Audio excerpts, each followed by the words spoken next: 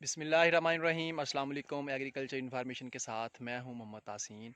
आज की हमारी वीडियो सिट्रस के बागात के बारे में है। जैसा कि हमने पिछली वीडियो में बात की थी कि फ्रूट फ्लाई जो है वो सिट्रस के बागात में यानी किन्नू मौसमी वगैरह के बाग में कितना नुकसान करती है और किस तरह हमलावर होती है, उसके तदारक के बारे में हमने बात की थी।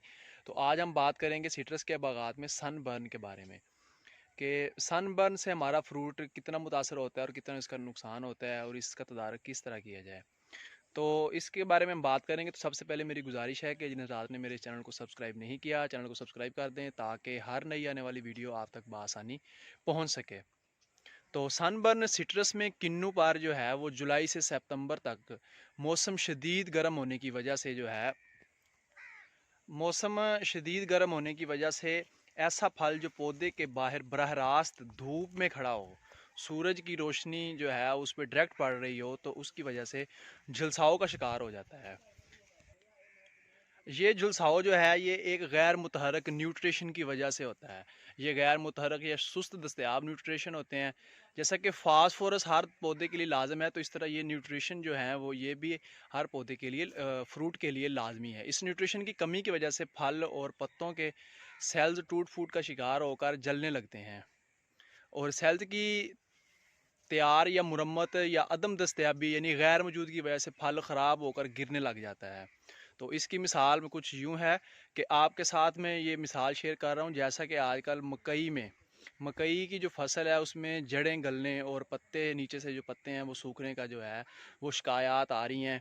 तो और मौसम के स्ट्रेस की वजह से जो है वो कद भी नहीं कर रही मक्की। तो इसकी बड़ी वजह कैल्शियम की कमी है, यानी कि कैल्शियम की गैर दस्तयाबी की वजह से ये मकई पे जो स्ट्रेस का अमल हो रहा है। तो ये भी अगर हम इसे कैल्शियम की मिकदार अगर अच्छे तरीके से दी जाए तो मकई के जो स्ट्रेस है या इसकी जड़ें गलने का अमल है तो ये इससे बचा जा सकता है। तो इसी तरह किन्नू में जो है ये सनबर्न जो है, ये सनबर्न के मैं कुछ आपको दिखा रहा हूँ कि ये किस इसकी निशानी क्या है। तो ये कुछ फ्रूट्स हमारे सामने मौजूद हैं। जैसा कि ये थोड़ा सा पीला हो रहा है एक साइड से, जो इस पर जो है वो डायरेक्ट सूरज की जो रोशनी है वो इस पर पड़ रही है। जैसा कि ये फ्रूट है तो इस ये भी ऊपर से जो है वो पीला हो रहा है और नीचे से जो ऐसे ये भी ग्रीन है, अभी मिच्योर भी नहीं हुआ। तो ये है सनबर्न। इसकी जो है ज़्यादा इसका अटैक होने से या सूरज की रोशनी पड़ने से इसकी जो क्वालिटी है वो ख़राब हो जाती है। जो हमारा इसकी शाइनिंग है फ्रूट की वो भी ख़राब हो जाती है। इसके अंदर जो रस है, रस की क्वालिटी ख़राब होती है।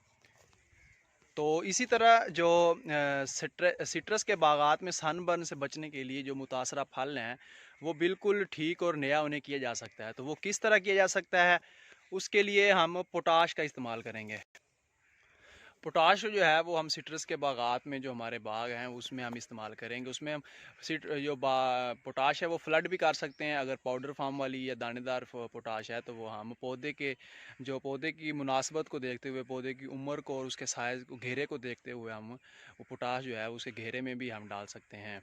तो इस तरह पोटाश के इस्तेमाल से किन्नू माल्टा में जूस की जो भराई है वो अच्छी होती है, वज़न और फल चमकदार हो जाता है।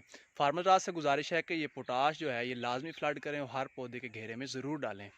मुझे उम्मीद है कि आज की इन्फॉर्मेशन मेरे फार्मर रात को ज़रूर पसंद आई होगी और समझ भी आ गई होगी। अगर समझ आ गई हो तो इसे लाइक एंड शेयर ज़रूर कीजिएगा। आइंदा एक नई वीडियो के साथ हाज़िर होंगे, तब तक के लिए अल्लाह हाफिज़।